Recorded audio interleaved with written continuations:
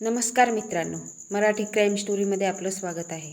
आजची सत्य घटना आहे उत्तर प्रदेश राज्यामधील आग्रा शहरामधील प्राक्षी सिकंदरा पोलीस स्टेशन अंतर्गत काही दिवसापूर्वी एक व्यक्ती अचानक आपल्या घरातून बेपत्ता झालेला होता। त्याची पत्नी ही सतत रडत होती, ओरडत होती, आपल्या पतीचा सर्वत्र शोध घेत होती। नातेवाईक, मित्रमंडळी सगळीकडे तिने शोध घेतला, मात्र पतीचा काही पत्ता लागला नाही। पतीचं नाव होतं सुरेंद्र शर्मा आणि पत्नीचं नाव होतं रुबी शर्मा। शेवटी पतीचा शोध लागला नाही, त्यामुळे रुबी शर्माने आपल्या देरासोबत 26 मे 2026 रोजी रुबी शर्मा ही आपल्या देरासोबत पोलीस स्टेशनमध्ये गेली। त्या ठिकाणी गेल्यानंतर पोलिसांना सांगितले की साहेब, माझे पती कामानिमित्त बाहेर गेलेले होते, मात्र घरी परतलेच नाही। मी त्यांचा सर्वत्र शोध घेतलेला आहे, तरी देखील पत्ता लागला नाही। हे ऐकून पोलिसांनी तिची तक्रार नोंदवून घेतली, फोटो वगैरे घेतला आणि सुरू झाला पोलिसांचा तपास। या रुबीला शेजारी पाजारी सगळे नातेवाईक मंडळी विचारायचे, तुझा पती एवढ्या दिवसापासून कुठे गेलेला आहे? तर ती सांगायची, ते बाहेर गेले होते, मात्र परत आलेच नाही, त्यामुळे मी खूप परेशान आहे। त्यांचा फोन देखील सतत स्विच ऑफ येत आहे, अशी ती लोकांना सांगत होती। पोलिसांचा तपास सुरूच होता, मात्र तब्बल 45 दिवस उलटून गेले, तरी देखील सुरेंद्रचा पत्ता लागला नव्हता। त्यानंतर मैताचा सक्का भाऊ याला आपल्याच वहिनीवर संशय आला, कारण त्या महिलेचे हावभाव काही वेगळेच दिसत होते। त्याला वाटलं, वहिनीनेच आपल्या भावासोबत काहीतरी भयंकर केलेलं आहे। क्षणाचाही विलंब न करता मृतकचा भाऊ पोलीस ठाण्यात गेला आणि म्हणाला, साहेब, मला माझ्या वहिनीवरच शंका आहे, तुम्ही तिला ताब्यात घ्या आणि तिची कसून चौकशी करा। पोलीस तात्काळ महिलेच्या घरी पोहोचले आणि तिची चौकशी सुरू केली। विचारपूस केली असता ती महिला अतिशय घाबरली। पोलिसांना तिच्यावर संशय आला, त्यामुळे पोलिसांनी सर्वत्र घराची झडती घेतली। तेव्हा त्यांच्या लक्षात आलं, त्या बाथरूममध्ये नवीन स्टाईल बसवण्यात आलेली होती। त्या ठिकाणी लगेच मजुरांना बोलावण्यात आलं आणि ती नवीन स्टाईल तोडण्यात आली। तेव्हा आतील दृश्य पाहून त्या ठिकाणी जमा झालेले लोक, पोलीस देखील हादरून गेले। त्या जमिनीत बेपत्ता पतीची सडलेल्या अवस्थेत मृतदेह होता। मृतदेहावरील संपूर्ण मांस गळून सडलेलं होतं। भयंकर दुर्गंधी येत होती। केवळ त्या ठिकाणी मृतदेहाचा सांगाडा राहिलेला होता। त्यानंतर पोलिसांनी मृतदेहाचा सांगाडा ताब्यात घेऊन पीएमसाठी पाठवून दिला। त्यानंतर महिलेला ताब्यात घेऊन पोलीस ठाण्यात आणलं गेलं। या घटनेमुळे संपूर्ण सिकंदरा परिसरात भीतीचं वातावरण होतं। पोलिसांनी रुबीची चौकशी करायला सुरुवात केली, तेव्हा ती सुरुवातीला काहीच सांगत नव्हती, मात्र पोलिसांनी पोलिसी खाक्या दाखवताच ती पोपटासारखी बोलू लागली। तिने आपला गुन्हा कबूल केला। ती बोलली की मीच माझ्या पतीचा खून केलेला आहे। माझ्या पतीला दारू पिण्याचं व्यसन होतं। दारू पिल्यानंतर मला रात्रंदिवस त्रास द्यायचा। सुरेंद्र शर्मा हा कोणतेही कामधंदा करत नव्हता, वरून त्याला दारू पिण्याचं व्यसन जडलेलं होतं। नेहमी दारू पिऊन घरी यायचा, रुबीला शिवीगाळ करायचा, मारहाण करायचा। घराचा संपूर्ण खर्च सुरेंद्रच्या आईच्या पेन्शनवर चाललेलं होतं। घरात नेहमी झगडे भांडणं व्हायची। घरातील वातावरण अतिशय अशांत झालेलं होतं। तरी देखील रुबी हे सर्व सहन करत होती। पती आज सुधारेल, उद्या सुधारेल या आशेने ती कसे तरी दिवस काढत होती। मात्र एक दिवस सुरेंद्रने नातेवाईकांच्या कार्यक्रमात धुमाकूळ घातला। कार्यक्रमात आलेले पाहुणे मंडळी, नातेवाईक सगळे नाराज झाले।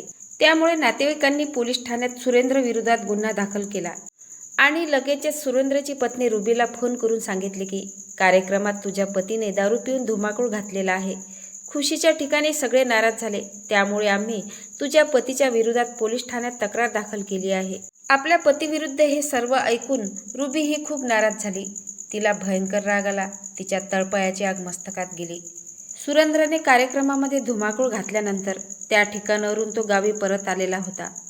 रुबीला वाटलं आपल्या पतीविरुद्ध पोलीस ठाण्यात गुन्हा दाखल झालेला आहे, त्यामुळे ती घाबरली। तिला वाटलं पोलीस घरी येतील, सुरेंद्रवर केस दाखल होईल, कोर्ट कचेरीच्या चक्रा माराव्या लागेल। या भीतीमुळे तिने पतीला संपवण्याचा भयंकर प्लॅन केला। तारीख होती 18 मे 2026ची। सुरेंद्र हा रोजच्याप्रमाणे संध्याकाळी नशेमध्ये घरी पोहोचला। रुबीने जेवण बनवलं होतं। त्या जेवणामध्ये 15 ते 20 गळा झोपेच्या मिसळल्या। सुरेंद्रने ते जेवण केलं आणि क्षणात त्याला गाढ झोप लागली। त्याच दरम्यान रुबीने अतिशय क्रूरतेने पतीची हत्या केली। सुरेंद्र गाढ झोपेत असताना त्याचा करकचून गळा दाबला आणि त्याचा मृत्यू झाला। त्यानंतर घरातील बाथरूम हे कच्चं बांधलेलं होतं। त्या ठिकाणी बाथरूममध्ये तिने एक मोठा गड्डा खोदला आणि पतीच्या मृतदेहाला ओढत नेऊन बाथरूममध्ये नेले आणि त्या गड्ड्यामध्ये सुरेंद्राचा मृतदेह पुरून दिला. मात्र खड्डा पूर्णपणे बुजला नव्हता. त्यामुळे रुबीने दुसऱ्या दिवशी मजूर लावून काही बहाणा सांगून माती बोलावली. ती माती बाहेर टाकायला लावली, जेणेकरून कोणाला शंका येऊ नये. त्यानंतर ती माती बाल्टीने भरून आतमध्ये घेऊन गेली आणि संपूर्ण मातीने मृतदेह झाकून दिला. त्यानंतर तिने एक मिस्त्री बोलावला आणि त्या ठिकाणी सिमेंटचं एक पक्की फरशी बसून घेतली. मृतदेह ताजा असल्यामुळे मिस्त्रीला वास देखील आला नाही आणि कोणालाही काही कळलं नाही. एवढं सगळं केल्यानंतर रुबी पोलीस ठाण्यात गेली आणि बेपत्ता असल्याचं नाटक केलं. शेवटी 3 जुलै 2026ला पोलिसांनी या हत्याकांडाचा पर्दाफाश केला. 4 जुलैला रुबी शर्माला पोलिसांनी अटक केलेली आहे. तिला तुरुंगात पाठवण्यात आलेले आहे. तब्बल 1.5 महिन्यानंतर सुरेंद्रचा मृतदेह सापडलेला होता. मात्र आता पोलिसांना प्रश्न पडला की एकटी महिला एवढा मोठा गड्डा खोदू शकत नाही. त्या ठिकाणी एकटी ही लाश दफन करू शकत नाही. यात तिचा प्रियकर तर नाही ना? नक्कीच कोणीतरी महिलेला मदत केली असेल अशी शंका पोलिसांना आहे. मित्रांनो, नुकतंच केतन अग्रवाल हत्याकांडाने संपूर्ण महाराष्ट्र काय तर पूर्ण देश हादरून गेलेला आहे. त्यात पुन्हा एका पाठोपाठ क्राईम घडत आहे. भारत देश हा क्राईमच्या बाबतीत पहिल्या क्रमांकावर आहे, कारण की आपल्या देशाची न्यायव्यवस्था कमजोर आहे. आरोपीला पकडल्या जाते आणि काही दिवसांनी, काही महिन्यांनी त्याला बेल मिळते. त्यामुळे आरोपी खुलेआम बाहेर फिरतो. गुन्हेगारांची हिंमत वाढलेली आहे. अशा गुन्हेगारांना कठोरात कठोर शिक्षा झाली पाहिजे, जेणेकरून क्राईम करण्याआधी स्वप्नात देखील विचार करणार नाही. थरथर कापले पाहिजे, तेव्हा देशातील क्राईम थांबेल. निरपराध व्यक्तीची हत्या करणे हे गुन्हेगारांना आता साधारण वाटायला लागलं आहे. यासाठी समाजाने आवाज उठवण्याची अत्यंत गरज आहे. रस्त्यावर उतरण्याची गरज आहे. तेव्हा या सरकारला जाग येईल. एक स्त्री इतकी क्रूर कशी काय असू शकते? केवळ प्रियकरासाठी निरपराध पतीचा जीव घेत आहे, तर कोणी प्रेमीची हत्या करत आहे. अनैतिक संबंधातून चक्क स्वतःच्या मुलाची देखील हत्या करत आहे. मित्रांनो, मला सांगा, यांना कोणी अधिकार दिला जीव घेण्याचा? अशा महिलांना किंवा व्यक्तींना कठोरात कठोर शिक्षा झाली पाहिजे, जेणेकरून पुन्हा असे क्राईम घडणार नाहीत. मित्रांनो, या घटनेबद्दल तुमचं मत काय आहे ते नक्की कमेंट बॉक्समध्ये सांगा. नवीन असाल तर चॅनलला सबस्क्राईब करा, लाईक करा. भेटूया पुढल्या व्हिडिओत. जय महाराष्ट्र.